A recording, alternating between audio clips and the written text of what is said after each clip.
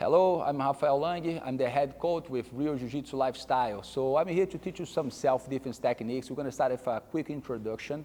So we're going to talk about awareness, distance management, body structure, right? So we're going to start with some basic things, and we're going to make sure that we can be helpful here, right? So first thing I need to learn, how can I structure my body to solve a problem when I have an aggressor try to hurt me, right? So one of the most important things, besides the awareness and de-escalate is always the best option. We want to avoid the fight at all costs. That's always the goal, right? So if you can use verbal techniques here, right, to de-escalate, ask the person to calm down, ask sorry if you feel you did something wrong, those kind of things is the smart way, and put the ego on the side. Besides this, how I structure my body, right? So we have what we call base. Well, I got my normal stance here. We call this position 1. I'm just standing on my feet here, right? So I go to base.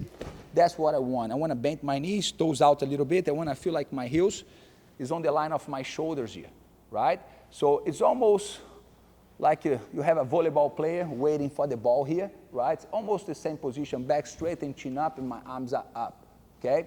So how much should I squat on this position? If you relax your arms down and you start to low like you're going to sit in a chair, you're going to feel when your fingers start to get closer to your knee, that's enough. You don't want to pass the knee, right? That's more than playing here. It's good enough, and my arms are up. That's the base. The Jiu-Jitsu 5 stance, we do the base, then we do one step back. Notice when I do the step back, I just slide straight.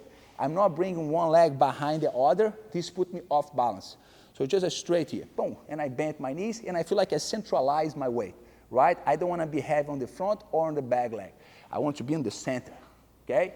And my arms are up to protect. When you say put your guards up, and you're on your feet, my arms come up. When I say put your guards up and you're on the ground on your back, you bring your legs up. So what I mean by that, so fight stance with the arm up, I have my guard up and I'm ready here. I structure my body to solve the problem, right? When I'm on my back, and I say guards up, because someone's in front of me, to protect myself, I bring my legs up and I open my toes out, because I want my knees apart, right? I want to be able to have my legs on 9 degrees, so someone try to close the distance, I can frame and stop the aggression here. So see here, as I'm using my legs, if Victor try to punch me, I'm in a safe distance here. If I don't have my guards up, he can approach and hurt me here, right?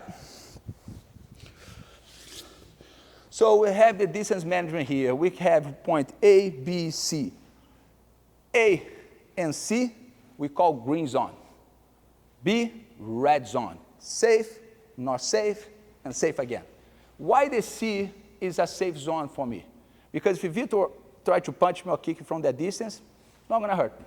But if I advance to the red zone, B, okay, now he's in a distance that he can hurt me.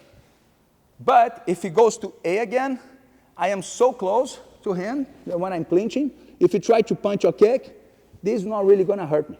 So in Jiu-Jitsu, the main strategy is maintain distance or close the distance so quick, right, to avoid the damage or to avoid to get hurt.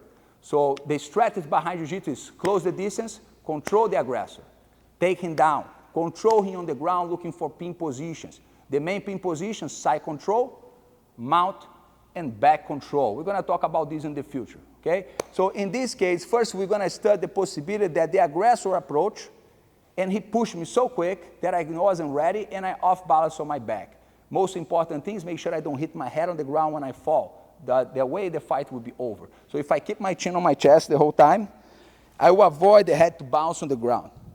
Another important thing is make sure that I can lower my hip level more as I can. So if someone push me and I feel off balance, right, I will try almost like I'm walking backward in a stairs here, right? So I try to lower my hip to get closer to the ground.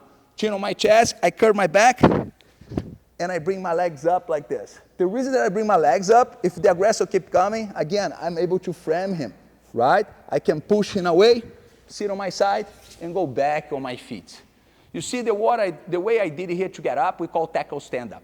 Because in aggression or in a real fight, you don't want to get up close in the distance with the partner here when he can hit me, right? So the best way to do that, when I'm on the ground, if he come close, I want to push the aggressor as far as I can.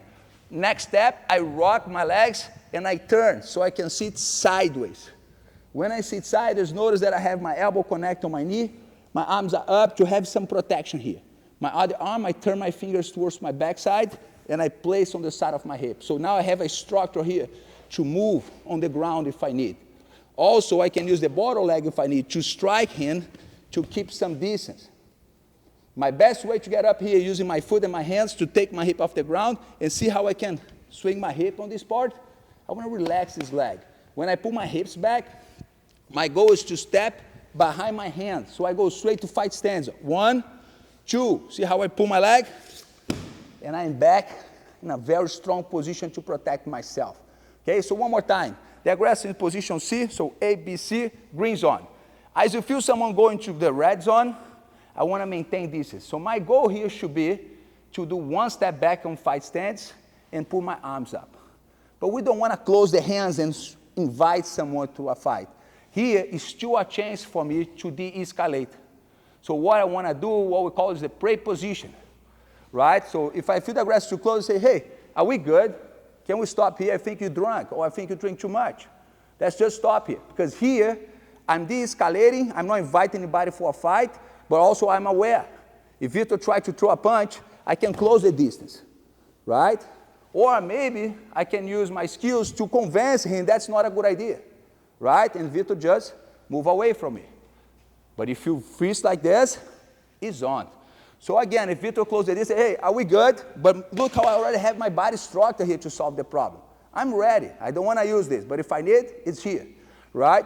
So if Victor push me and I'm off balance, right? So just come and push me like this, right? And I feel I'm going to fall. I'm going to break fall with the legs up. The aggressor keeps coming. I have the ability to stop him. If he moves around, I want to use my foot on the hip and take my hip 1 inch off the ground, move around. So my body is connected to him. You see? It's almost like I'm tracking him and he's doing all the job for me. From this distance, if he tries to punch me, it's useless. My legs is protecting myself. I can use this structure here also to strike back.